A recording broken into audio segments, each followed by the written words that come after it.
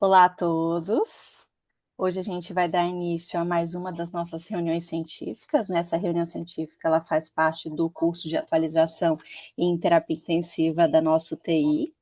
Hoje a gente tem mais um convidado super especial que vai falar um pouquinho para a gente sobre um tema que é pouco conhecido, mas que a gente vê todos os dias e a gente vai ver também que a gente sofre na nossa pele, né? Que é sobre carga alostática na UTI. Quem vai ministrar essa aula para nós hoje é João Gabriel Rosa Ramos. Ele é médico especialista em medicina intensiva com área de atuação em medicina paliativa, doutor em ciências médicas, presidente da Clínica Florence. Depois, se você quiser falar um pouquinho para nós sobre a Clínica Florence no final, vai ser ótimo. Tá? Além disso, ele é médico, ele é professor adjunto da Faculdade de Medicina da Bahia, ele é diretor científico da ANIB Bahia e nessa última gestão ele foi membro dos comitês de cuidado paliativo e cuidados pós-UTIs da AMIB.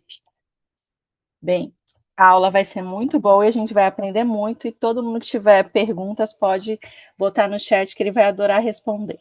Obrigada. Obrigado, Dani. Obrigado a todo mundo. É um prazer conversar um pouquinho sobre esse tema que parece árido no início, aí no final parece que a gente está no início, né? Mas na verdade ele vai ficando um pouquinho mais fácil ao longo do tempo e a gente vai ver que na verdade, um pouco o que o Dani falou, são coisas são conceitos que a gente já trabalha na prática, mas que eles vêm encorpado, né? Ou incorporado em uma formulação que talvez permita que a gente consiga lidar com isso de uma maneira um pouco mais estruturada, tanto do ponto de vista assistencial, mas também do ponto de vista de pesquisa, tanto a pesquisa epidemiológica quanto a pesquisa clínica. Reforço aqui a sinalização aí que as interrupções são bem-vindas, então pode ficar à vontade para levantar a mão, fazer perguntas, se quiserem colocar no chat, conforme vocês julgarem aí que funcione melhor. A gente pode falar no final, mas também não tem nenhum problema de parar aqui ao longo do caminho e ir discutindo algum tópico, alguma parte que talvez não tenha ficado claro que vocês tenham interesse em explorar adicionalmente. Eu vou compartilhar a tela aqui da apresentação agora, para a gente que vai servir aqui como guia, né, da nossa conversa.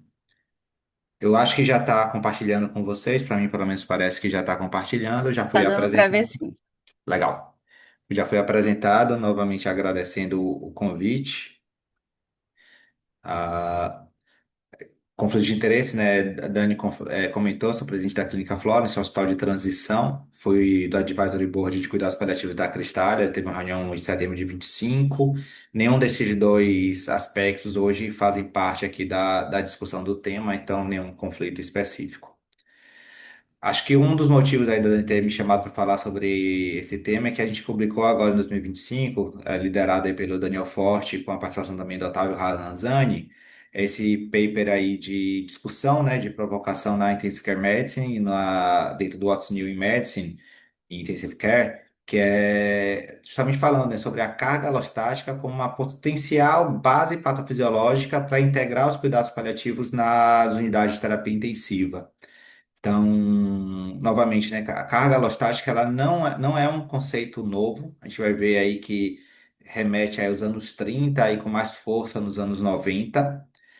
Mas a utilização da carga alostática, do conceito de carga alostática dentro da UTI, esse é um pouco mais recente, ele vem dos anos 2000, principalmente 2010. E quando a gente começa a pensar em maneiras de modular essa carga alostática, e hoje vocês vão ver que algumas das nossas ações, né, ou propostas de terapias, têm como base, ainda que não explícita, conceitos relacionados à carga alostática. E aí isso aí tem sido, isso aí é mais recente, isso aí tem vindo aí principalmente aí do final dos anos 2010 e início dos anos 2020 para cá. E a gente publicou essa peça aí de discussão, né, sobre o como que a carga alostática, cuidados paliativos e unidade de terapia intensiva elas podem se interrelacionar. E aí a gente vai tentar discutir um pouco isso. Esse QR Code é o QR Code que leva para o artigo, tá? Então fiquem à vontade aí. Eu testei ontem o artigo estava aberto. Confesso que não testei hoje. No final eu vou deixar meu e-mail, caso alguém não consiga baixar e queira ter acesso ao PDF, pode me procurar que a gente caminha. A gente vai seguir esse roteiro aí. Então a gente vai falar primeiro assim, por que pensar em carga alostática, por que que é importante, vamos trazer um pouquinho aí de a carga alostática, ela vai e se interrelacionar, né, com doenças, com o conceito com estresse, ou a interrelação entre estresse e doença, e de alguma maneira também com o conceito de fragilidade, que também é um conceito que a gente tem trabalhado nas unidades de terapia intensiva cada vez mais, e que conversa diretamente com carga alostática. Então a gente vai primeiro entender assim, por que que é importante falar desse tema na hora de cuidar dos pacientes. Daí a gente vai para as definições propriamente ditas, né? E o que que é carga alostática, como se diferencia, por exemplo, de fragilidade sobre carga alostática. A gente vai falar um pouco da evidência fora da UTI. A gente estava conversando antes aqui da Alana de que sobre alostase e carga alostática são mecanismos. A alostase é um mecanismo fisiológico e a carga alostática é um mecanismo que acontece mesmo fora de doença grave, né? Mesmo fora do paciente frágil. Nós estamos submetidos ou estamos sujeitos a sofrer aí as consequências de carga alostática, inclusive no nosso ambiente de trabalho, trazendo um pouquinho da evidência, dar uma passada geral. E aí a gente enfoca um pouco mais aí do que a gente tem específico de paciente crítico e como que isso se correlaciona com as potenciais intervenções, incluindo a potencial abordagem de cuidados paliativos como uma maneira de manejar essa situação clínica. Novamente, fiquem à vontade para ir provocando aqui ou ir questionando ou interromper, tá? Então, esse é um texto da Corrente of Critical Care, que falando aí de continuidade de cuidado, na verdade, do cuidado hospitalar. E tem essa frase que é uma frase poderosa, né? E que é uma frase que permeia muito da nossa preocupação em olhar para essas coisas, né? Porque, no final das contas, a gente está cuidando cada vez mais de pacientes mais velhos, né, mais idosos e com múltiplas comorbidades. Os pacientes são cada vez mais complexos, cada vez tem alterações de órgãos separados, e a gente está cada vez mais se subespecializando, né, e deixando de olhar para a integração desses órgãos e o que acontece quando um órgão tem alguma disfunção, um sistema tem uma disfunção, impacta nos outros, e principalmente como é que a gente consegue ter medidas, né, tanto preventivas quanto terapêuticas, que não visem atuar sobre um único órgão, sistema, mas que acabem atuando de uma maneira mais geral no sistema complexo, como é o nosso o organismo humano, e o conceito de alostase, de carga alostática, vem muito nesse sentido, né? A gente vai ter a oportunidade de falar um pouco mais. Assim, só para. Obviamente, isso aqui é meio que chover no molhado, isso aqui não é novidade, mas a gente precisa lembrar que a doença crítica ela impacta na trajetória do paciente, né? Então, essa já é uma imagem clássica de 2023, tem a ver com survivorship de UTI, mas fala dos pacientes críticos em geral, né? Que a doença crítica, que é esse quadrado azul aqui, né, mais escuro, ele vai impactar a trajetória da doença do paciente, independente do grau de fragilidade prévia, de funcionalidade prévia do paciente, né? Então, um paciente muito frágil, que não sobrevive à doença aguda, ele vai falecer. O paciente que era meio frágil, ou pré-frágil, ou com uma fragilidade incipiente, ou que teve uma doença menos grave que sobreviva, ele não vai ter ele vai cair, né, um degrauzinho aqui, ou um degrauzão, ele não volta ao estado basal, mas mesmo o paciente robusto, ele não retorna de imediato para o estado basal, ele pode aqui no desfecho de mais longo prazo, né, ter uma melhora, mas pelo menos no curto prazo, a gente vai aqui advogar que essa é uma situação que ela vai impactar por meses ou anos, ou até para a vida toda, como a gente tem evidência em outras patologias.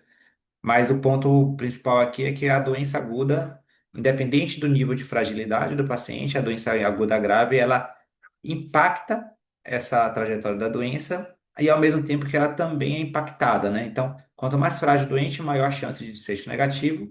Do outro lado, a doença aguda grave também vai alterar a trajetória da fragilidade do paciente. Então, essa é uma relação bidirecional e a gente precisa, enquanto intensivista, atuando principalmente nesse quadrado azul, mas às vezes um pouquinho antes, às vezes um pouco depois, a gente precisa entender como é que essa relação bidirecional se dá para que a gente maneje esses pacientes que, novamente, né, estão cada vez mais frágeis chegando para a gente, mais idosos, com múltiplas comorbidades, cada vez mais sobrevivendo ao insulto agudo, e a gente ficando com pacientes muitas vezes internados por mais tempo, né? E essa epidemia de doença crítica crônica.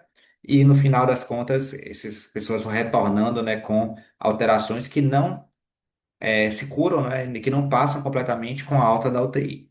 Então, nesse contexto daqui, a gente vê que a doença crítica ela atua obviamente, né, no ponto de vista biológico, nos órgãos que estão acometidos pelas disfunções orgânicas, mas ela também atua em mecanismos de senescência celular, tanto dos órgãos acometidos, mas também do sistema imunológico, do sistema cardiovascular, além ali do conceito que o Mervyn Singer já trazia, né, de uma disfunção de múltiplos órgãos, como os órgãos hibernando, já que você não encontrava necrose tecidual tão amplamente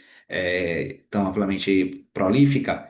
Além desse conceito, a gente tem aqui evidência já de que a partir do momento em que eu tenho uma doença grave, que eu tenho tentativa de um mecanismo de resolução, mas que esse mecanismo de resolução ele não é efetivo de imediato, eu acabo tendo uma persistência. Então, quando a gente pensa na doença mais grave, o estresse mais agudo ou o estresse mais prolongado, a gente passa de um aumento de resolução em que eu teria um clearance, né, uma depuração das células senescentes, um retorno à homeostase, para um quadro de persistência em que eu tenho inflamação crônica nos tecidos e com potencial fibrose, remodelamento aqui nuclear, levando aí a uma perda biológica, né, uma senescência celular, uma redução do tempo de vida das células e da função do órgão, como se a pessoa estivesse perdendo anos de vida ao ter um evento estressor grave como uma doença aguda. Então, um pouco mais de conceito aqui. Isso, sim, isso impacta a longo prazo, né? Então, a gente vê que esses pacientes que sobrevivem da UTI têm mortalidade alta. Então, pacientes aqui que passaram por UTI em geral, mais do que 3 dias de internação, 30% de mortalidade em 12 meses. Quando a gente vai para o paciente ventilado, que ficou em ventilação prolongada, até 60% de mortalidade em 12 meses, né? Então, são pacientes que, obviamente, de base, possivelmente já teriam alguma comorbidade, mas são pacientes que saem da UTI ainda muito graves e, novamente, com esses desfechos, né, esse impacto da doença aguda durando por bastante tempo. A gente vê isso nas transições de fragilidade também. Então, quando a gente pega aqui, medindo em 3 meses e em um ano, 60% dos pacientes que têm fragilidade após a internação na UTI, eles não eram frágeis antes da internação aguda. Então, há uma transição de fragilidade e essa fragilidade ela acontece em qualquer faixa etária, não acontece apenas no idoso pré-frágil, né? Aí, claro, depois de algum tempo, existe uma resolução em uma proporção desses casos, os pacientes que recuperam, mas a gente vê aqui que pelo menos até 90 dias e 6 meses, né, entre 3 e 6 meses é o período aí de vale, assim, que as funções ou as demandas elas podem estar elas podem permanecer agudas por mais tempo. A gente tem uma transição de pessoas que não eram frágeis antes da UTI, sobreviveram à estadia da UTI e adquiriram, né, e se apresentaram com um quadro de fragilidade no longo prazo, ou pelo menos médio prazo, após a alta da unidade de terapia intensiva. Aí vem pra gente, para esse tema, né, que a gente está falando aqui, o que que é fragilidade, né? O que é um tema que a gente fala bastante hoje em dia. A fragilidade basicamente é um indicativo de uma reserva fisiológica e função orgânica reduzida que a operacionalização disso, né, a apresentação disso é um paciente, é uma pessoa, um organismo que está em estado de vulnerabilidade a um evento estressor. Então, se eu não sou frágil, eu estou aqui no meu nível aqui habitual de funcionalidade, ou usar o termo aqui de homeostase, né? E aí eu tenho um evento estressor, no caso aqui, por exemplo, um evento estressor menor, como uma infecção urinária. Eu vou ter uma perda transitória aqui, eu vou me sentir mal, vou ficar um pouco mais acamado, eu vou ter sintomas, talvez vou precisar tomar alguma medicação. E aí, depois da resolução do quadro, eu tendo a voltar para o meu estado basal. A pessoa que é frágil, o organismo que é frágil, ele vai ter uma perda maior do que o que era esperado pelo tamanho do estresse e com alguma frequência, né, ele não vai voltar ao estado basal. Então, eu tenho uma reserva fisiológica, função orgânica reduzida, que me deixa mais vulnerável ao evento estressor, então eu pioro mais e eu recupero menos ao longo do tempo. E aí, esse conceito de fragilidade é um conceito da geriatria, né? Nascido da geriatria, mas que depois ele se amplia para todas as categorias de idade e situações de cuidado dos pacientes, e que a despeito de ser uma síndrome, é uma das síndromes geriátricas, ela é uma síndrome definida epidemiologicamente, né, por observação, assim, quando você vai olhar o que é que causa essa fragilidade, né, daí vem algumas discussões adicionais. Então, a gente tem essa fragilidade, ela é definida operacionalmente, né, então a gente tem dois modelos principais, a gente tem o modelo fenotípico, que é basicamente o shape, né, a forma como o paciente se apresenta, então, perda de peso não intencional, fraqueza muscular, baixa atividade física, vagarosidade, exaustão. Então, isso aqui é o conceito de fragilidade da Freed e que também é o do CFS também, de alguma maneira, né? A gente olha para essa capacidade física, né, do indivíduo. E a gente tem um outro modelo que é o modelo do acúmulo de déficit, né? Quanto mais problemas o paciente tem, o indivíduo tem, maior chance de fragilidade. Então, a gente está falando aqui de quanto mais comorbidades, quanto mais sintomas, quanto maior a perda de funcional, quanto mais polifarmácia, mas ele coloca. Mas, de novo, né? A definição de fragilidade, ela vem de uma observação, tá? Ela é uma definição empírica, né? É uma síndrome como a gente falava anteriormente da sepse ou as definições anteriores, e ainda hoje pode haver crítica em relação a isso, mas não entra tanto, ou não entrava tanto, né? Qual é a base, né, fisiopatológica, o que é que está implicado nesses modelos?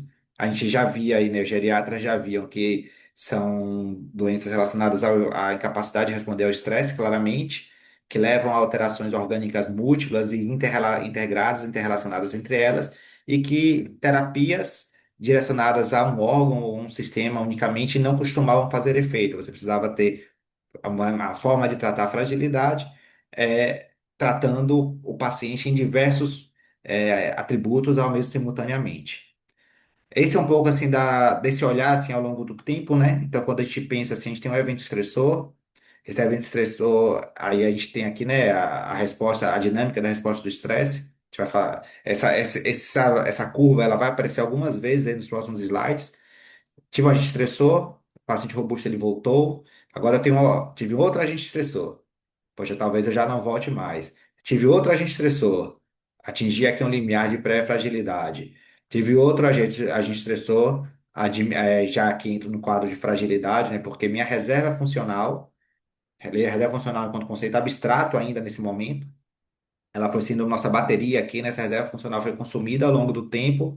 Aqui eu já não tenho mais reserva para retornar acima do limiar de fragilidade e eu posso continuar caindo até um momento em que a minha vida, que essa vida ela vai ser incompatível fisiologicamente, né, com a vida, esse status, a integridade do sistema fisiológico. Então, o que a gente está falando aqui é de um declínio, né, dessa integridade desse sistema fisiológico ao longo do tempo, um declínio que é decorrente de um acúmulo de agentes estressores e uma incapacidade do organismo de retomar o limiar, né, a etapa de origem, em resposta a esses agentes estressores.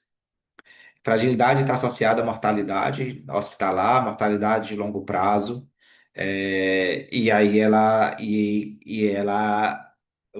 veja que ali quando a gente colocou, né, então a definição operacional seja pela fenotípica, seja pelo acúmulo de déficit, ela é influenciada, mas ela não é sinônimo, né? Nem de idade, nem de comorbidade, nem de perda funcional. Ela é alguma outra coisa que engloba essas três coisas e vai além dessas três coisas, né? Muitas vezes a gente trata a fragilidade como um sinônimo de funcionalidade, mas nem sempre isso é verdade. A pessoa pode ser completamente independente para as atividades de vida diária, mas fazer isso de uma maneira mais devagar do que o que a gente esperaria que fosse feito, por exemplo. Isso já é um sinal, ou é independente, mas tem exaustão após realizar atividades que a gente não esperava que tivesse. Então, tem alguma finesse, né, alguma coisa que vai além da funcionalidade, além do acúmulo de comorbidades, além da idade, e isso a literatura mostra também. Então, obviamente, né, quanto mais idoso, maior o meu nível de fragilidade, mas eu tenho fragilidade com pessoas mais jovens. Isso aqui, essa curva, tem um trabalho do Lancet que eu acho que eu não trouxe por questão de tempo, mas que mostra assim que até 20% às vezes de pessoas, dependendo da amostra, né, você pode ter até 20% de fragilidade em pessoas abaixo de 60 anos de idade. Também não é sinônimo de multicomorbidade, né? Novamente, rosinha é fragilidade, azul pré-fragilidade, quanto mais, aqui é o número de comorbidades, quanto mais comorbidades, maior minha chance de ser frágil ou pré-frágil, mas eu posso ser frágil ou pré-frágil com poucas ou com nenhuma comorbidade, né? Então, está associado, mas não é sinônimo da mesma forma de funcionalidade, né? Novamente, quando a gente pensa nas atividades instrumentais de vida diária, quanto maior minha incapacidade, maior minha chance de fragilidade, mas eu posso ser frágil mesmo performando de maneira independente, que aqui essa linha horizontal traz isso daqui, né? De maneira que quando a gente olha aqui, proporção de pacientes frágeis, né? Então, obviamente, quem tem capacidade, comorbidade, forma a maior fatia da pizza, né? Então, a maior parte dos pacientes frágeis tem capacidades funcionais e tem comorbidades. Mas eu tenho aqui 20% que vão ter incapacidades, mas não tem comorbidades. Eu vou ter 12% aqui que vão ser frágeis com comorbidades e sem incapacidades. E eu tenho 4% que não tem nenhuma incapacidade, não tem nenhuma comorbidade, mas ainda assim que se caracteriza, né, se apresenta com a síndrome de fragilidade. Então, não são sinônimos, né? E aí, o que que são esses agentes estressores, né? A gente falou aqui que a fragilidade é essa manifestação fenotípica, né, de uma resposta inadequada a agentes estressores, que acontece claramente aí dentro da UTI e que é a fragilidade, né, que é essa manifestação fenotípica da resposta inadequada ao estresse, ela interfere na nossa resposta terapêutica dentro da UTI e a doença crítica e o tratamento da UTI também interfere na trajetória dessa doença, levando aí talvez a uma maior vulnerabilidade a novos agentes estressores no futuro, né? Então, esses estressores, agentes estressores, eles podem ser de diversas formas, né? Eles podem ser físicos, eles podem ser não físicos. O conceito de carga alostática, inclusive, ele vem inicialmente aí de uma espécie de uma pesquisa que avaliava inicialmente, né, a relação do estresse psicológico, né, com estresse biológico, né, com produção de cortisol, catecolaminas e impacto em doenças crônicas. Então, nem aparecia inicialmente o estresse agudo de uma infecção, por exemplo, ou de uma sepsis, de uma cirurgia como principal coisa, mas independente de qual seja o fator estressor, né? Então, eu vou ter diferenças individuais na resposta desse estresse. Isso aí pode ser genética, experiência prévia, desenvolvimento, né? Tanto dos estresses físicos como dos estresses não físicos. Isso vai levar aqui a uma alteração na percepção de estresse. Então, vou ter pessoas que vão ter um mecanismo de coping, né? Eles vão conseguir lidar melhor com aquele estresse e, e eventos estressores que para algumas pessoas são ameaça, para outras pessoas não são ameaça falar em público, por exemplo. Isso vai levar aqui a uma mudança comportamental, que pode ser a fuga, luta ou fuga, né? Ou de comportamentos pessoais, né? Quem nunca, depois de um plantão estressante, passou, comeu um hambúrguer, tomou uma cerveja ou alguma coisa do tipo. Então, essas respostas comportamentais, junto com a minha forma de responder ou de perceber o estresse e minhas diferenças individuais, elas vão alterar a minha resposta fisiológica, né? Que eu posso ter uma resposta fisiológica que pode, e aí a gente vai falar um pouquinho mais sobre o que é o conceito de alostase, mas que dentro desse conceito de alostase eu posso levar para uma adaptação, ou, e aí temos pelo menos quatro tipos de carga alostática, ou quando eu tiver uma resposta desadaptativa, né, eu vou acumulando essa carga alostática. Então, o estresse somado o agente estressor externo, físico ou não físico, somado aqui a minha biologia e minha história de vida, vão alterar minhas respostas fisiológicas, que vão me levar para uma estratégia adaptativa, protetiva, ou que podem me levar para uma estratégia desadaptativa, né? Então, aqui esse quadro também é outro que ele é bem descrito, né? Então, é um pouco do mecanismo fisiológico esperado do estresse. Então, eu tenho um estresse, eu vou ter uma sobrecarga de estresse, eu vou lidar com aquela estresse, né? Eu vou ter aqui uma resposta potencialmente adequada a esse agente estressor. Depois que o agente estressor foi resolvido, eu vou ter shut-off, né? Eu vou desligar minha resposta ao estresse e vou partir para a fase de recuperação. Se vocês lembrarem daquela figura lá da senescência celular, é muito parecido, só que não no nível da célula, no nível do organismo, né? Isso mediado, obviamente, principalmente por glicocorticoides e as catecolaminas, levando às alterações. A gente vai ver que a mitocôndria ela é um grande agente efetor nisso daí. E aí, quem é que está envolvido nisso, né? Está envolvido o sistema nervoso, então o cérebro. principalmente aí cérebro e tronco cerebral, está falando de hipocampo, então memória, emoção e tronco cerebral muito envolvidos através do sistema nervoso autônomo, né, simpático e parasimpático, e eixo hipófise, adrenal, hipotálamo, hipófise e adrenal, né? Levando aqui a liberação, né? O manejo de cortisol, dos hormônios adrenais, né? Adrenalina e noradrenalina, e a nossa resposta imune baseada nas citocinas inflamatórias. Tudo isso, no final das contas, influenciando aqui a nossa máquina, né? De geração de energia, que no final das contas, o agente estressor, toda essa resposta ao estresse vai ser direcionada para que a gente consiga gerar energia suficiente para combater esse agente estressor externo, né? E a gente pode ter uma resposta adequada quando a minha demanda de energia é maior do que minha oferta e eu estou acumulando, estou gerando energia suficiente para poder dar conta dessa demanda por conta desse agente estressor externo, mas com alguma frequência, principalmente quando a gente vai ali, quando a gente o estresse é agudo, grave demais, ou quando ele se prolonga por mais tempo, isso deixa de ser um problema de desbalanço, né?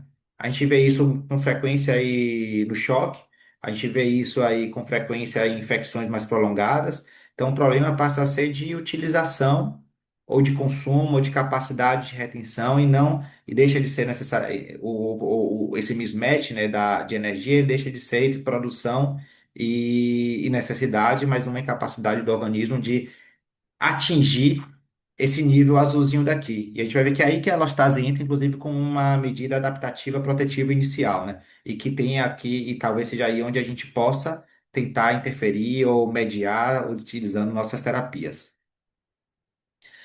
Aqui a gente comentou um pouco desse tema, mas então a gente tem aqui é para reforçar que o estresse, uma boa parte da nossa resposta ao estresse, ela é comportamental. E eu queria aqui provocar vocês, e a gente pode discutir isso provavelmente, mas que isso acontece inclusive na unidade de terapia intensiva, onde obviamente a resposta biológica é muito mais exuberante do que quando a gente tem um fator estressor social, psicológico. Aqui na UTI, a gente tem uma doença aguda biológica acontecendo, mas a despeito disso, a gente está processando, né? Nosso sistema está processando esse estresse da mesma forma. Então, está processando aqui no nível neuro, né? Lá em cima, assim, no nervoso central, vejo como ameaça, não vejo como ameaça, sei qual é não sei qual é a fonte da ameaça, entro em ansiedade, eu sei qual é a fonte da ameaça, eu posso ter uma resposta de baixo custo adaptativo, e aí eu resolvo esse problema. Eu posso ter uma resposta de alto custo adaptativo, o que vai gerar aí, possivelmente a danos, e eu posso ter uma resposta inadequada, o que também pode levar a danos também, né? E aí, e esse mesmo conceito do tipo de resposta comportamental não, ele também cabe na resposta biológica e essa resposta comportamental ela influencia a resposta biológica, né, através de uma perpetuação de um estresse que pode ser perpetuado endogenamente, né? E aí dentro da resposta biológica a gente vai ter três categorias aqui, né? Então, os mediadores, principalmente neurais e neuroendócrinos, né, que vão atuar através do sistema imunológico, sistema cardiovascular, músculo, tecido adiposo, levando aqui eventualmente à alteração dos desfechos das doenças, né? Então veja que quando a gente pensa aqui nos nossos quadros, né, dos pacientes críticos crônicos, a gente está falando aqui de disfunção imunológica, a gente está falando aqui de disfunção cardiovascular, né, aqueles choques refratários, ficam baixa dose de vasopressor, mas você não consegue desmamar na hora, você tem aí talvez down regulation de receptores, catecolaminas, e muita perda, né, tanto de tecido adiposo, mas principalmente sarcopenia, fraqueza adquirida na UTI, que, aliás, é uma das críticas, assim, né, que poderia fazer parte, inclusive, né, do SOFA, né, ou de uma nova versão do SOFA, já que é um sistema, um órgão tão importante que impacta tanto na recuperação dos nossos pacientes críticos. Então, aqui dando um duplo clique, né? Então, a gente está falando aqui principalmente aqui do tronco cerebral. Então, eu tenho aqui uma inter-relação, né? Principalmente entre lobos frontais, hipocampo e tronco cerebral, levando aqui a liberação dos hormônios, principalmente os corticoides, né? da hipófise, levando aqui a upregulation aí, né, e secreção das glândulas adrenais. Obviamente, tudo isso aqui gera um efeito de estresse e de contra-regulação, né? Isso aqui é importante porque um dos mecanismos de alostase que a gente vai ver ali na frente é que quando eu não consigo gerar uma resposta efetiva de um lado, muitas vezes eu acabo gerando uma resposta mais exacerbada do que eu precisava fazer do outro lado, e isso vai ter efeitos colaterais também, levando aqui a dano, principalmente aqui aqui no caso assim, hipocampo, né, e estresse crônico associado à perda cognitiva e lá vai. Então, então, o sistema neurológico, neuromoral, é um dos efetores, né, principais, e aqui o sistema imune, né, também os efetores, também sofrendo aqui a ação dos mesmos mediadores, né, então a gente está falando aqui do sistema endócrino, das catecolaminas, das toxinas e lesão inflamatória, levando aqui a desregulação do sistema imune, seja pelo cell trafficking, né, que é mobilização de células de um lado para o outro, células imunológicas, até mesmo a gente vê isso, né, no longo prazo, um down regulation aí do sistema imune com a disfunção imunológica e maior risco de infecções secundárias ou de novos problemas, né? Isso acontece nas doenças agudas, é por isso que eu estou falando aqui da UTI, mas isso, por exemplo, está associado com metástase ou recorrência de metástases em câncer também, em doenças crônicas, né? Então, a alostase, ela pode ser crônica ou pode ser aguda também, e na verdade você pode até ter uma combinação dos dois fatores. Então, a gente trouxe aqui um pouco assim do porquê é importante, por que isso correlaciona com conceitos que a gente já trata na UTI, né? Então, a gente sabe que a doença crítica é um agente estressor. Fragilidade representa uma manifestação fenotípica de uma incapacidade de responder de maneira adequada ao agente estressor externo. Esse agente estressor, no caso da doença crítica, ele é influenciado pelo esse quadro de fragilidade prévia, mas ele também influencia a fragilidade posterior. E de base daí, por trás disso, já que a gente está falando de agentes estressores, né? O que media isso aí por detrás é a nossa resposta fisiológica, né, ao estresse. E aí isso que faz o nosso pano de fundo para a gente agora vir aqui para a definição mesmo e falar de alostase, né? Então, primeira coisa é uma maneira de entender aqui é comparando, né? Então, a homeostase a gente aprende na aula de fisiologia, né? Isso aqui é do século XVIII, século XIX, mas o cânon ele revisita em 1940. Então, basicamente, são os processos fisiológicos coordenados que mantêm o estado de equilíbrio do organismo, né? Então, homeostase significa equilíbrio, significa que eu tenho uma margem onde aquele processo ele deve acontecer. Então, eu tenho minha temperatura basal, varia ali de 36 e alguma coisa a 37 e alguma coisa, e aquilo é finamente calibrado por mecanismos de feedbacks positivos e negativos para manter dentro dessa margem estreita. O que é a alostase, né? A alostase é o nível de atividade necessário para uma manutenção da estabilidade sob constante mudança. Enquanto a homeostase ela está falando de equilíbrio estático, a alostase ela está falando de equilíbrio dinâmico.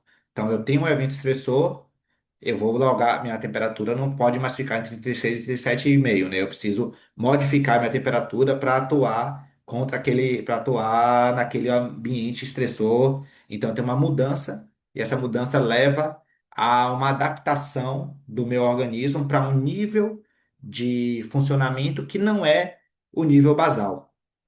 Trazendo isso aqui para gráfico, é um pouco assim, né? Quando eu penso aqui na homeostase, aqui no eixo Y das dois gráficos estão o estado interno, né?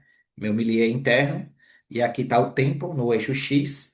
Então eu tenho aqui nos dois gráficos, né? Antes do evento estressor, eu estou em equilíbrio. Quando eu tenho uma resposta homeostática, não tenho um agente estressor, eu rapidamente volto para o meu nível basal. Numa resposta alostática, eu tenho um agente estressor, esse agente estressor está continuando, a minha resposta continua.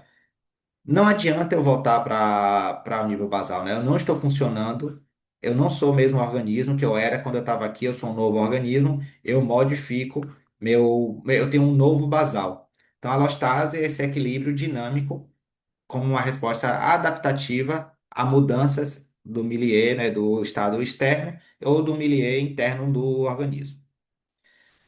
Esse aqui é uma figura do nosso artigo, né? Comparando um pouco duas definições que podem se confundir, né? Então, a gente falou de fragilidade, né? Então, o que é fragilidade? Fragilidade é um fenotipo de uma redução de uma reserva funcional com alta vulnerabilidade aos estressores, agentes estressores, levando a um alto risco de desfechos negativos.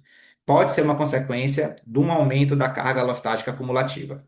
Como é que a gente identifica, né? A gente falou, então, fraqueza, baixa atividade física, exaustão, está associado ali com idade, comorbidade, disabilities, e temos escalas clínicas que podem identificar e graduar a fragilidade, tanto fora da UTI quanto dentro da UTI. O que que é carga alostática? E a gente vai explicar um pouco melhor, mas só para a gente sair daqui com algum conceito, né? Então, carga alostática, se a alostase é eu me adaptar ao estresse, carga alostática é o custo dessa adaptação. Então, toda vez que eu tenho que modificar meu limiar de funcionamento, isso me gera um custo adaptativo. E a carga alostática é esse custo de manter essa estabilidade sob estresse, refletindo, né, esse burden, essa carga fisiológica da adaptação. Também está associado com mortalidade, com declínio funcional, pode ser crônico ou agudo, levando aí a maior vulnerabilidade e piores desfechos. Normalmente associado a marcadores de estresse aumentado, desregulação multissistêmica, especialmente após, né, um desafio de estresse, que pode ser um desafio para um evento estressor agudo externo ou um desafio que a gente impute aquele paciente para fazer um desafio, né? Então, quando eu faço um teste de aumento de nora, teste do beta, um teste de furosemida, eu estou criando um estresse adicional para esse doente. A gente não tem um critério padrão para uso na UTI, mas a gente tem aqui algumas sugestões de métricas multicomponentes, né, que podem ser úteis na identificação desse paciente. Existe um score de carga alostática validado no MMIC-4, inclusive, mas tudo ainda muito ainda em contexto de pesquisa e ainda de uma difícil aplicação prática. Mas aqui a gente está menos falando em quantificar a carga alostática, mas falando em entender o conceito, né, entender o que pode ser prevenido ou quando eu tenho um paciente ali que nos parece que está naquele momento de sobrecarga alostática, o que é que pode ser feito para manejar esse doente? Então, carga alostática, né, ela pode acontecer em quatro tipos diferentes. Então, aqui em cima eu tenho aquele quadrinho habitual que a gente comentou, né, que é o padrão. Então, eu tenho um agente estressor, eu aumento minha resposta fisiológica ao estresse. Parou, acabou o agente estressor, eu volto para o estado basal, né? Então, isso aqui é quase que a definição da homeostase aqui, né? Quando eu tenho quando eu tenho, preciso ficar mudando de nível com alguma frequência, eu posso ter carga alostática por quatro formatos diferentes. Um é, eu tenho hit repetido, né? Se eu tenho estresse repetidos e toda hora eu estou tendo que me adaptar, voltar, me adaptar, voltar, me adaptar, voltar, isso aqui vai gerando strain, né? Eles usam em inglês o termo wear and tear, né? Que é vestir, rasgar. Então, eu tenho uma resposta normal, só que repetida ao longo do tempo, isso vai gerando custo fisiológico para o meu organismo, né? Então, isso é um dos mecanismos de carga alostática. Para o outro mecanismo, mas que conversa com esse, é a falta de adaptação, né? Então, eu posso ter um evento inicial que aquele é um evento estressor, mas que eu esperaria que eu me adaptasse àquele evento, né? Então aqui tem exemplo biológico, mas vou usar um exemplo não biológico para facilitar, né? A gente falou aqui de falar em público. Completamente normal que nas primeiras vezes que você dá uma aula, um congresso, um público, você vai ficar nervoso, vai suar a mão, taquicardia, etc. Mas quando você está na sua 25ª aula, a expectativa é que você não tenha o mesmo grau de estresse que você teve na primeira aula, né? Então, essa é a adaptação normal a estresses repetidos. Diferente daqui, que podem ser estresses diferentes. Então, se eu tenho aqui eu tenho hipertensão. Tem um pico de hipertensão, isso vai danificando meu endotélio e aumentando minha carga aterosclerótica ao longo do tempo. Isso é um custo fisiológico da adaptação, isso é carga alostática. Aqui eu tenho o mesmo estímulo acontecendo em momentos diferentes, em que haveria um potencial de adaptação com redução dessa resposta ao estresse, mas por algum motivo eu não consigo me adaptar e aí eu gero o mesmo nível de estresse, mesmo com essa repetição, que aumenta a minha carga alostática. A terceira forma é quando o estresse ele não vai embora, né? Ele continua ao longo do tempo. Se o estresse continua, eu não tenho o descenso, eu não tenho a fase de recuperação. Então, isso aqui também gera carga alostática, que a gente está falando da doença crítica grave, da doença crítica prolongada, possivelmente ela esteja aqui nesse exemplo. O outro é quando eu tenho uma resposta inadequada, que foi o que a gente comentou, se por algum motivo, e aí isso pode ser inclusive porque eu já tenho uma sobrecarga alostática, eu não consigo montar uma resposta inicial ao estresse, eu não subo aqui, isso vai fazer com que, se eu não consigo secretar cortisol, provavelmente eu vou ter um mecanismo de feedback de aumentar muito minhas citocinas inflamatórias, por exemplo, o que vão gerar também outros eventos, os efeitos adversos na tentativa de gerar uma resposta efetiva. Então, alostase, né? Homeostase, equilíbrio, alostase, equilíbrio dinâmico, carga alostática, o custo para o organismo de manter esse equilíbrio dinâmico aos eventos estressores. Eu vou ter sobrecarga alostática, né? Uma carga alostática que pode me causar dano quando eu tiver hits repetidos, quando eu não me adaptar, quando minha resposta for prolongada ou quando minha resposta inicial for inadequada. E a carga alostática, ela tá, como a gente comentou, né, ela está associada a piores desfechos em diversos cenários. Então, a gente está falando aqui de cenários não físicos, biológicos, né? Então, estado de vulnerabilidade social, aumentam carga alostática, a pobreza, vulnerabilidade à violência, né? Dependendo do risco de violência, estresse no trabalho, burnout, para quem perguntou se profissional de saúde pode ter sobrecarga alostática. Eventos precoces na infância, a pessoa que sofreu maus tratos ou teve algum problema na infância, esse nível de estresse e medido, né, por inflamação, ele persiste elevado ao longo do tempo até a idade adulta, sedentarismo e outras hábitos de vida talvez não tão saudáveis, também estão relacionados, então aquilo aumenta a carga alostática, e do outro lado, carga alostática aumenta risco de comorbidades e piora desfecho em quem tem comorbidade, né? Então, aumenta o risco de diabetes, doença cardiovascular, arritmias, osteoporose, doenças mentais, transtornos de humor, PTSD, assim sucessivamente. E quem tem carga alostática com qualquer uma dessas doenças, e aqui eu incluiria neoplasias também, tem pior desfecho do que quem tem a mesma doença sem ter carga alostática mensurada, né? Como a gente comentou, está associado com fragilidade, é um possível marcador pré-clínico, né? Então, além de ter uma associação com fragilidade, quem tem carga alostática e não é frágil, tem maior risco de se tornar frágil do que quem não tem carga alostática no baseline, né? Então, aqui tem 3 anos de segmento de pacientes idosos, de pessoas idosas que não eram frágeis no baseline, que quem tinha sobrecarga alostática teve maior risco aí, né? Até 2 vezes maior risco de se tornar frágil do que quem estava ali no primeiro quintil de carga alostática. Está associado a declínio cognitivo, está associado a delírio na internação.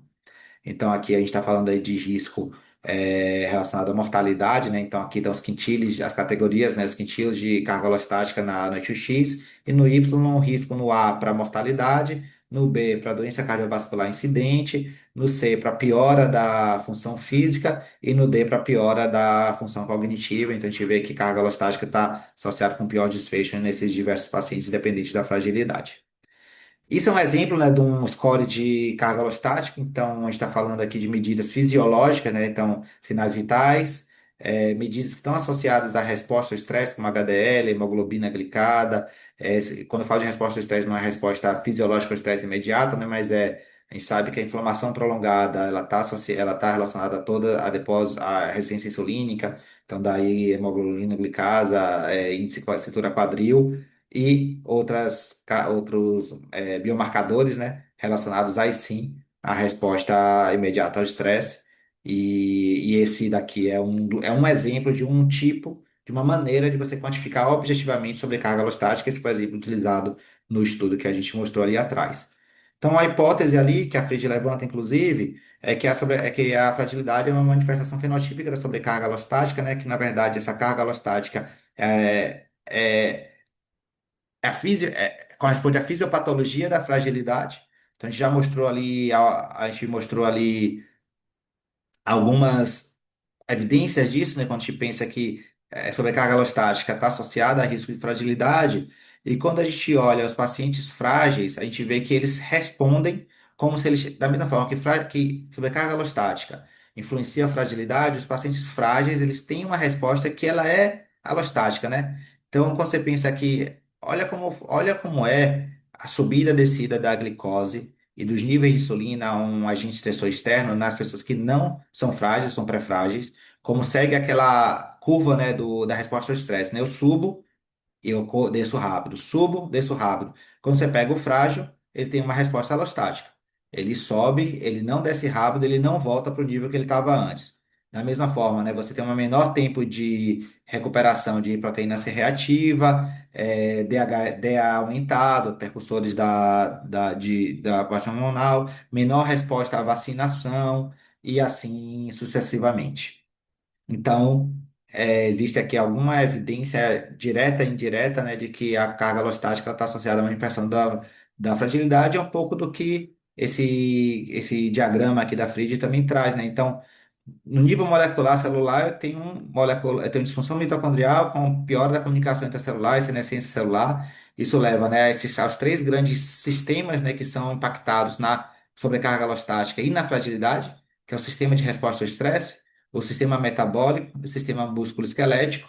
Isso tudo aqui levando aqui ao fenotípico, né, fenótipo da fragilidade física, né, fraqueza, perda de peso, fadiga e baixa atividade. Então, a gente está sempre trabalhando aqui, né, sistema de resposta ao estresse, imune e neuroendócrino, sistema metabólico, principalmente metabolismo da glicose, sistema músculo-esquelético, né, que o adiposo ele tá incluindo isso daqui. Então é isso aí que a gente olha quando a gente estiver pensando em carga alostática.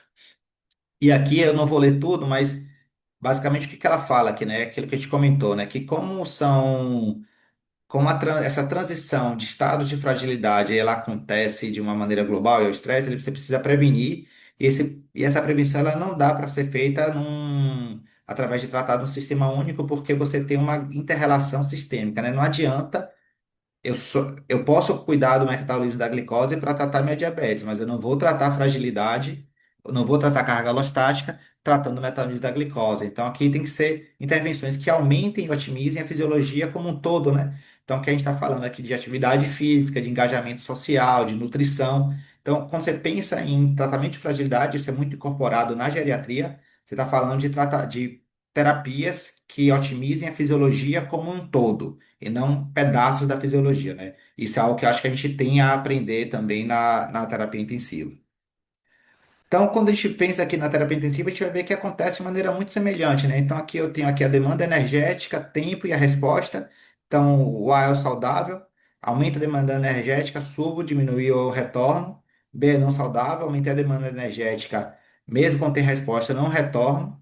Quando eu tenho uma terapia padrão, isso aqui é interessante, porque isso conversa com o tema principal aqui do papo de hoje, que é o seguinte, né? Então, eu tenho uma terapia padrão, liguei uma nora. Liguei uma nora, mantive a PAM de 70, e aí o paciente mudou ao longo do tempo, mas a PAM continua de 70, né? Aqui eu posso estar gerando uma sobrecarga, porque eu estou talvez gerando aqui uma oferta que já não é mais compatível com a demanda. Lembra que a gente falou que a carga alostática ela acontece em dois caminhos, né? Então, quando eu tenho uma necessidade de energia maior do que a minha oferta atual, a minha resposta alostática ela é adaptativa. Quando eu não tenho mais esse mismatch, e ali essa energia amplo senso, né? Quando eu tenho mais esse mismatch, eu manter esse nível alto de oferta quando a demanda ela não é necessária, eu estou aqui aumentando minha carga alostática, porque tem um custo fisiológico de eu manter esses níveis daqui. Então, quando a gente pensa numa terapia racional, se minha demanda já reduziu aqui, eu posso ajustar minha terapia para uma menor demanda do que seria numa pessoa saudável, né? Então, isso aqui a gente conversa claramente com os nossos conceitos de less is more, né, na UTI, de metas fisiológicas permissivas, a depender, obviamente, do doente. O conceito de carga alostática, no futuro, não no presente, mas ele pode vir a ser uma maneira da gente, se a gente quantifica, né, isso de uma maneira mais objetiva, da gente usar isso também como uma forma de tatear, né, e de personalizar essas terapias, né? Porque no final das contas, é isso aqui que acontece, né? Então, o estressor ocorre, né? Havendo estressor, eu mobilizo meus recursos, eu tento lidar com o estressor. Se eu não trabalho aqui no meu nível ótimo, o que vai acontecer é minha reserva vai depletar, eu entro na fase de exaustão, né? Que aí isso já foi descrito de várias formas, né? Então, ebb flow e o flow rate. Então, eu tenho aqui inicialmente um ACIS, depois evoluindo para mods, e aí recupero o humor, né? E quando eu penso aqui quando eu penso aqui numa pensamento alostático, primeira fase é a resposta alostática adaptativa, eu entro no estado alostático. Terceira fase é uma fase de sobrecarga alostática, né? Em que talvez, se eu não resolvi antes, eu talvez precise mudar um pouco a maneira como eu estou tentando resolver a situação. E é isso aqui, né? Quando eu tenho uma resposta prolongada ao estresse, ou quando esse estresse é de potência muito alta, eu posso sair aqui de um organismo resiliente, né, que eu tenho aqui uma resposta adequada à potência do estressor para entrar aqui no momento de sobrecarga velocística, que eu passo, inclusive, a ser hiporreativo em relação à potência do estressor. Isso está associado, né, com doença crítica crônica. Então, esse trabalho aqui da Critical Care Science de 2016. Então, é um mecanismo efetor potencialmente associado à doença crítica crônica em termos de hipótese, né, mas uma hipótese que faz sentido para a gente olhar para esse tema. Lembrando aqui novamente, né, que os mecanismos estressores, mesmo na UTI, eles não são apenas físicos, né? Então, na UTI a gente tem estresse cognitivo, isolamento, ansiedade, dor, desconforto e ruptura de sono. Isso aumenta, isso gera estresse adicional ao estresse físico da doença e isso aumenta a carga alostática, né? Quando a gente vem aqui para evidência direta, ela é pequena, tá? Então a gente tem aqui em 2025, recente, né? O estudo chinês, MIMIC 4, valida o score ALS para predição de delírio em UTI. A gente houve também, né, uma tentativa de uso da DEX para diminuir sobrecarga alostática, medindo os hormônios, né? E aqui a gente fazendo aquele teste estressor, mas aqui ao contrário, né? Um teste desestressor com a DEX, mas a DEX não reduziu pelo menos a Dex como Cialis não reduziu. De maneira interessante, em estudo experimental pelo menos, uma droga que era bastante utilizada era a clorpromazina. Daí talvez pensar em outras terapias que pudessem utilizar, né? Quando a gente vai para a evidência direta, ela é mais ampla, né? Então a gente sabe que a inflamação está associada à fragilidade, sequelas pós-doença crítica. Então, o paciente com doença crítica crônica e que sobrevivente à UTI com PICS, ele vai ter marcadores relacionados aí à sobrecarga alostática no longo prazo. A gente tem aqui alguns desfechos de intervenção que, obviamente, eles não tiveram como métrica de resolutiva, né? Não foram terapias guiadas por carga alostática, mas quando a gente pensa no bundle, né, A2F, a gente está falando aí de trabalhar com esses mediadores, né? Basicamente, principalmente, né? Quais são os agentes estressores não físicos, não relacionados à doença, que eu na UTI eu consigo manipular, eu consigo manejar para melhorar, né? Tempo de ventilação mecânica, incidência de delírio, tempo de UTI, em alguns trabalhos, tempo de mortalidade, a própria mortalidade. Essa talvez seja uma explicação para esse trabalho francês de 2017, em que idosos que foram randomizados, idosos que chegaram na emergência com indicação de UTI, eles foram randomizados para serem admitidos de maneira sistemática, e aí 60% deles foram admitidos na UTI, ou para serem admitidos na UTI conforme prática usual, e aí 30% deles foi apenas, né, metade foi admitido na UTI, e quem foi admitido na UTI morreu mais do que quem não foi admitido na UTI, né? Por quê? Porque ao admitir na UTI, a gente está em aumento. Porque, assim, hipótese, né? Ao admitir na UTI, eu estou aumentando potencialmente carga alostática. Adicionalmente a isso, eu estou trazendo pessoas vulneráveis, né? Com alta vulnerabilidade a agentes estressores e colocando, e talvez ampliando, né? Aumentando o risco de cascatas iatrogênicas dentro da unidade. Teve recentemente, agora em 2025 também, o OptPress, que é mais um. Apesar do Less is More tá, obviamente a gente precisa. A gente teve os trials de transfusão agora recentes em paciente neurológico que precisa adaptar, mas é mais uma evidência para o Less is More, e principalmente em populações frágeis, né? Quando eu pego idosos e eu tento aumentar a pressão desses idosos, a PAM em quadro de choque séptico, esses pacientes eles morrem mais do que o grupo controle em que eu não tento ter um alvo fisiológico ou mesmo suprafisiológico dessa medição da pressão. Então, aqui já concluindo, esses são excertos, né, do trabalho que a gente publicou, mas eu acho que resume um pouco do que a gente está querendo dizer, né? Então, pessoas que têm carga alostática prévia, eles se adaptaram para sobreviver a um estado de estresse fisiológico crônico. Então, são pessoas que estão ali na corda bamba. Uma deterioração adicional pode romper esse equilíbrio homeostático frágil, o que aumenta o risco de cascata iatrogênica, né? Então, esse é o perfil de pessoa, de paciente, que não tem reserva. A gente não tem aqui direito de errar. Se entubou, demorou um dia a mais para estubar, ele talvez nunca mais seja estubado, né? Então, esse é o cara que a gente precisa ter ali muita prudência e muita assertividade nas intervenções. Então, eventualmente, nesses pacientes mais frágeis, ao invés de a gente tentar restaurar a homeostase a qualquer custo, Isso obviamente depende da fase, né, da doença aguda. A watchful wait, né, controle de sintomas e metas fisiológicas permissivas pode ser benéficas, e aí não só para cuidado de conforto, né, não só no tema de deixar esse paciente mais confortável pelo conforto em si, mas também para sobrevivência, né? Porque quando a gente está falando aqui de reduzir ansiólise, de controlar dor, a gente está falando de reduzir carga alostática. Então, o que a gente está dizendo aqui, isso aqui é nosso, mas Singer já trouxe, outras pessoas já trouxeram em outros contextos, é que muitas vezes para esse cara o que a gente precisa é remover a fonte de estresse, priorizar, né, medidas, de interações ambientais, assim como manejo de sintomas que ajudem a reduzir essa carga alostática e tentar talvez ser menos agressivo no sentido de invasivo, né, diminuir intervenções potencialmente iatrogênicas nesse grupo de pacientes.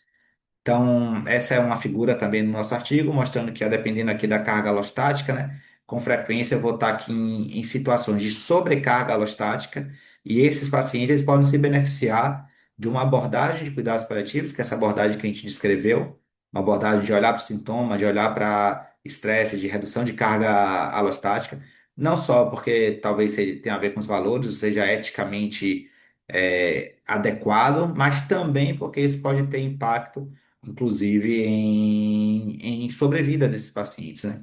E aí, Dani falou aí, por exemplo, a gente discutiu um pouquinho a Florence, temos tido muita experiência, a gente discute isso também nesse paper, e aí o Dani também tem bastante experiência aí na take, e eu imagino que vocês também tenham aquele caso em que aquele doente que estava lá frágil, que você opta por não fazer a intervenção e ele melhora, né? E que ali a gente fica ali com aquela impressão clara de que se a gente tivesse feito a intervenção, provavelmente ele tinha descido ladeira, mais ainda, ou tivesse desfechos de longo prazo piores. E aí aqui esse foi um viewpoint nosso daqui de Qualquer Science, intensivistas, geriatras, escrevemos juntos, falando um pouquinho aí da possibilidade da gente utilizar a avaliação geriátrica ampla, que é uma forma de medir também carga alostática e fragilidade, na verdade, média fragilidade, então, de alguma maneira, é uma medida clínica de carga alostática, se a gente usar esse conceito para que a gente possa gerar um cuidado personalizado, né, pré-UTI, durante a terapia intensiva e também, ou principalmente, após a sobrevivência da doença crítica. Então, aqui, fechando aqui com conclusões e hipóteses. Então, a doença crítica ela é influenciada e ela influencia a reserva funcional do paciente, né? Então, quanto pior a reserva funcional, pior o desfecho da doença crítica. Quanto mais grave a doença crítica, pior a reserva funcional nos pacientes que sobrevivem. Os efetores de estresse durante a doença crítica eles podem levar à resposta disfuncional, né? Que é um pouco do que a gente falou aí desse conceito aí de carga alostática, dependendo da gravidade do agente estressor, da duração do agente estressor e da nossa resposta inicial a esse agente estressor. Então, esse conceito de alostase e sobrecarga alostática, eles podem formar a base fisiopatológica dessa resposta inadequada ao estresse e que se inclui o manejo dos efeitores de estresse, incluindo não físicos, podendo, isso aqui em hipótese, né, se a sobrecarga alostática é uma base da resposta inadequada ao estresse, se eu manejo os efeitores de estresse, eu posso melhorar a sobrevida na UTI, eventualmente, por ajudar a modular a sobrecarga alostática. E pacientes com sobrecarga alostáticas podem se beneficiar de estratégias menos agressivas e de abordagem de cuidados paliativos, né? Então, essa é a frase que a gente conclui lá no paper também, né? Que entendendo que no organismo frágil, com sobrecarga alostática, a tentativa de consertar pode quebrar, nós podemos agir diferente, né? E hopefully, né, com a esperança de que a gente vai conseguir salvar mais vidas e também, né, salvar mais mortes também, no sentido de mortes dignas, né, e adequadas também. Então, tá aqui meu e-mail. Quem não conseguiu pegar o QR Code, fica à vontade para me mandar um e-mail aí, tirando dúvida ou pedindo o artigo. E estou à disposição aí para discutirmos. Vou parar aqui a apresentação. Foi ótimo, bem elucidativo.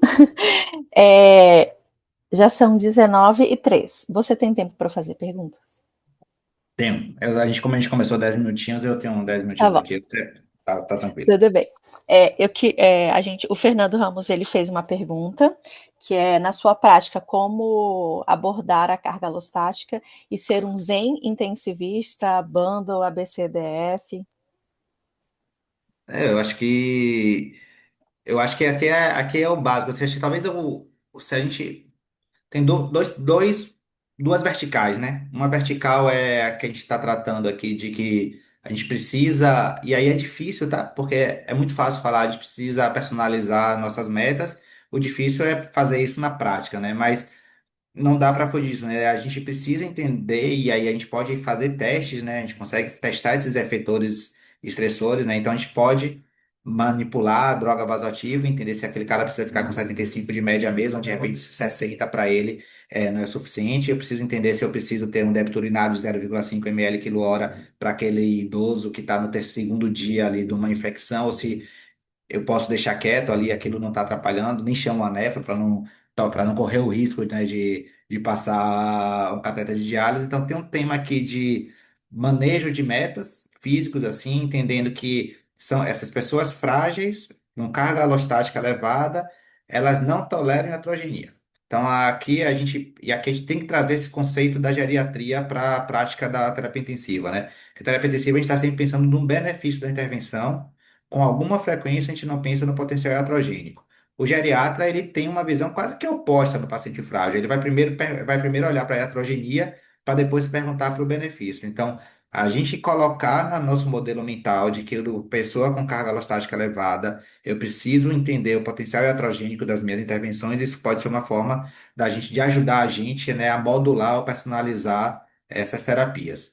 E do outro lado, que é o que foi trazido, né, na segunda vertical, é lembrar que os agentes estressores eles não são apenas físicos, né, não são apenas da doença. Então, quando a gente fala aí do bando ABCDF, é uma maneira aí de garantir pelo menos o feijão com arroz, de que a gente está olhando para esses efeitores, esses efeitores estressores, né, relacionados à dor, ansiedade, imobilismo, ausência da presença familiar, delírio, e aí vai, né? Então, eu acho que, assim, novamente, né, a gente já fala sobre isso há muito tempo na terapia intensiva, né? Então, o conceito de carga alostática ele vem ajudar a estruturar o pensamento, mas se você for pensar, não é nenhum breakthrough, né?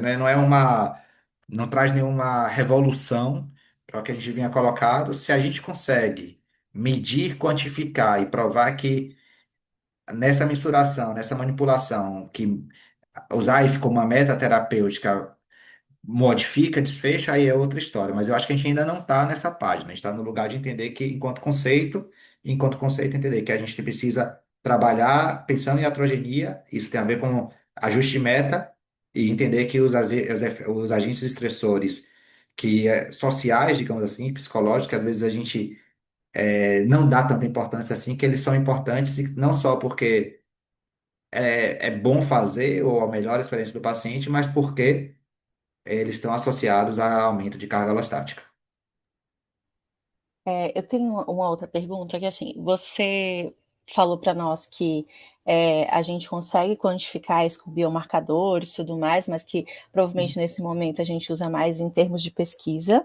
Mas se você acha que em algum momento numa UTI do futuro a gente quantificar isso vai ser importante, se isso vai chegar a acontecer, ou se vai estar muito claro para todo mundo quem é o paciente vai estar passando por isso ou não, e em que momento a gente, se existe uma forma mais pragmática, além do feeling que a gente tem, né, pesando a vida biológica, biográfica, assim, excessivamente, né, em Uhum. que isso seja utilizado de forma pragmática para eu reajustar as metas do meu paciente. Não sei se deu para entender a minha Deu, pergunta. acho que deu, sim. A primeira, assim, é mais esperança do que achar, assim, então, quando você fala, assim, por exemplo, na geriatria, e não só na geriatria, assim, você pega a carga alostática em pessoas, em pacientes ambulatoriais, eu acho que a gente tem uma evidência maior de score. Se você me perguntar, eles são validados eles são mais marcadores de gravidade do que alvos terapêuticos, tá? Eu desconheço algum ensaio clínico que usou redução de carga alostática por algum score, como o ALS, como uma meta de terapêutica para melhorar algum desfecho clínico, tá? Mas enquanto marcador de gravidade, como o SOFA, como qualquer outro assim, a ALS ela é bem validada em caráter ambulatorial. Ainda não está tão bem validada dentro da UTI, até porque é bagunça, né? Paciente crítico, você vai medir glicemia, vai medir DEA, vai medir testosterona, a gente não, é bagunça total. Então, assim, o que é que eu sugiro, assim, né? Não, sugerir talvez seja um nome forte demais, assim, mas a gente tá fazendo o tempo inteiro um mini trials, né, nos nossos pacientes. Então, você está ali testando a resposta do cara. Ele lembra da curva da sobrecarga alostática, né? Então, você liga na hora. Pensa num trial de prova volêmica, né? Você deu 250 de volume, respondeu? Respondeu. Se ali você ligou a Nora, 60 para 70 não mudou nada. Você você ajustou um parâmetro ventilatório, aumentou ali. Se o cara não está respondendo, não está tendo uma resposta adequada a seu incremento de medida fisiológica, isso para mim é um marcador de que ele pode estar naquela fase ali da sua sobrecarga alostática em que ele já não, em que ele talvez não tenha aquela reserva para ter aquele nível de resposta. E que aí é visão, tá? Não baseada em dados duros, mas a hipótese que é esse cara que ele não responde, aí esse é o cara que é melhor deixar ele quieto do que mexer demais. Que aí é o cara que a gente vai reduzir, vai tornar metas mais permissivas, porque aí os efeitos colaterais iatrogênicos das nossas intervenções, querendo normalizar o que não dá para ser normalizado, o que já não é o normal para ele, que aí eu acho que é onde a gente pode pesar a mão.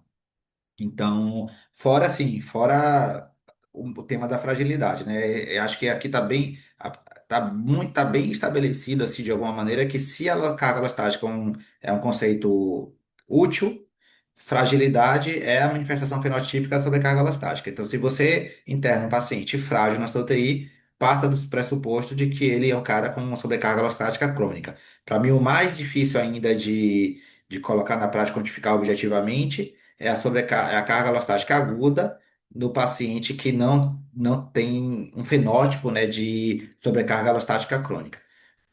Não sei se ajudou aí, não sei se respondeu alguma coisa. Sim, sim. E eu queria fazer uma última pergunta, apesar de eu já ter passado do meu prazo. Mas é Fica que à essa vontade. foi a pergunta que todo mundo fez, a gente chegou a discutir um pouco, você falou brevemente na sua aula. Mas eu queria que você falasse brevemente é, se existe carga alostática em profissionais de saúde, se o fato de estar no ambiente estressor tipo a UTI aumenta mais a carga alostática e se as famílias também sofrem de carga alostática. É o desafio responder isso brevemente. E Não, o que a gente mas pode fazer para reduzir essa carga alostática? aí você quebrou Aí minhas dá outra pernas. aula, né? Dá outra aula. Porque aí você quebrou minhas pernas, porque as suas três perguntas eram fáceis de responder, porque a resposta é sim para as três, né? Mas podia parar aí. Mas o que fazer para reduzir? Assim, primeiro assim, né? De novo, lembra assim que o mesmo evento estressor ele vai ter impacto diferente em pessoas diferentes, né? Então, existe. E aí, quando a gente está falando principalmente existem formas de construir resiliência, né? E a construção da resiliência, ela tem um caráter individual do indivíduo, e aí tem a ver com um monte de coisa, né? Tem a ver, às vezes, com práticas de terapia, tem a ver com mindfulness, tem a ver com dieta adequada, com exercício adequado, tem a ver com mecanismos estratégias que te ajudem a coping, né? A lidar com agentes estressores, coisas que você vai ter mais dificuldade de mudar, como eventos genéticos ou eventos que aconteceram na sua infância e que ainda que você faça análise por X anos, aquelas coisas estão lá incrustadas e vai ser mais difícil. Mas existem maneiras de você construir, de build, né, resiliência no indivíduo, mas o indivíduo, a andorinha sozinha não faz verão, né? Então, do ponto de vista aqui do profissional de saúde, o contexto onde você insere o trabalho, ele é muito relevante, porque você pode ter o trabalho estressante num ambiente tóxico e você pode ter o trabalho estressante num ambiente suportivo. E aí seu risco de carga alostática vai ser muito diferente se você está atuando num ambiente tóxico ou se está atuando num ambiente suportivo. A mesma pessoa é exposta ao mesmo estresse, né? E para a família é mais complexo mesmo, porque assim, a família vai depender muito de como eles colocaram, mas entra no F lá, talvez do BCDF, né? Isso é uma coisa que a gente tem feito bastante, você sabe que o que os cuidados paliativos fazem demais, né? Que é se ajudar a família a encontrar ferramentas para lidar com aquela situação, né? Então, tem um tema de ferramental aqui, né? Essas ferramentas elas são do indivíduo, mas você também tem que ter ferramentas compartilhadas aí da equipe, da estrutura, da liderança, da governança que permita que mesmo no ambiente estressor, o trabalho não necessariamente seja tóxico, né? Então, no fim, para o profissional de saúde é ele encontrar o sentido no que ele está fazendo, trabalhar com o que ele gosta, autocuidado, cuidado com os outros e assim É, sucessivamente, né? eu acho que sim, mas eu acho que tem uma função da instituição, da liderança, né? Porque você trabalhar aí, porque qual é o desfecho aí da carga alostática no processo de saúde? É o burnout, né? É a Uhum. despersonalização. E aí, assim, também a gente não vai resolver burnout é, fazendo o profissional ler guia de autoajuda, né? A gente precisa, se ele não tem dipirona para dar para o paciente dele na UTI, né? Então existe sim toda essa parte que é nossa, mas existe ali uma parte da instituição, e aí o que é nosso, Da liderança da instituição, da né? liderança da instituição, e o que é nosso aí é entender, olha, se eu tô aqui nesse lugar e eu tô sentindo que a coisa não vai mudar, às vezes eu tenho que pensar, talvez não seja o lugar para eu estar, né? E aí nesse tema tem um ponto de vista de decisão individual. Mas é isso. Bem, eu acho que é isso. Eu queria agradecer muito. Todo mundo pegou o e-mail, né, e qualquer coisa dá para tirar mais dúvidas, né, mas eu queria agradecer bastante, foi muito rica a sala, a gente aprendeu muito. E Ah, eu obrigada, agradeço o viu. convite, estou à disposição. Uma boa noite para todo mundo. Boa noite, gente. Tchau, Tchau. tchau.